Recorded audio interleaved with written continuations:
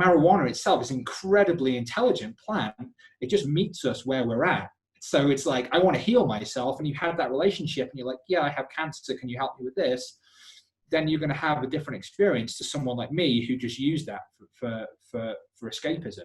So really, really intelligent plant, beautiful plant. And yeah, it's very fascinating in the many ways that she works. And so when you talk about sticky, and you said this person, the plant had taken hold of his body, it's that sort of like stickiness that was how it had taken hold? Yeah, the stickiness I would describe as something that it feels like as the energy of the plant kind of comes into the body, it doesn't want to leave. The energy of the plant likes being in the body, so that if you try and like want to remove that body or move it, it's not as easy as something like perhaps, if you think about pharmaceuticals, or a pharmaceutical that you might take, maybe it has a half-life, and then maybe 2 days later it kind of like leaves from the body.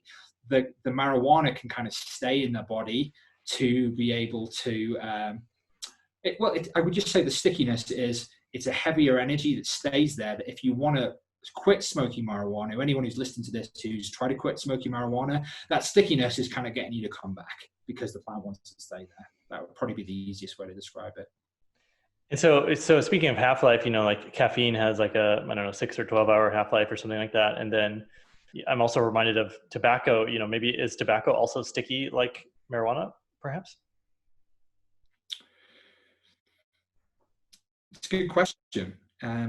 You make an interesting point in a comment about like tobacco. Mapacho traditionally is something that is used within the Shipibo tradition. Traditionally, it's not inhaled much, if at all, and it's just used to blow on the body to clean, or blow energies to clean spirits, clean the energies. And traditionally, it's very strong. The tobacco that's used in the tradition is 20 times more nicotine than what we find in the West. So when you actually inhale one of them, when I used to smoke, it's like you could definitely say that's sticky in the lungs. There's no doubt about that, because it's very harsh in that sense when you smoke those. But my point again being that the many of the Shipibos will just use this, will not inhale this, and will not necessarily be addicted to that. That's not saying that I don't know any Shipibos who are addicted to smoking by any means. I definitely know a few. But again, the point being, I think that the theme of this is the intention of what you're using that with. If your intention is to use that tobacco in a spiritual way, you will develop a relationship with tobacco in that way for spiritual development, for healing. Some people who have said that they've dieted, which is again that fasting and isolation learning from the plants, when they've dieted tobacco, that has helped heal their relationship with smoking.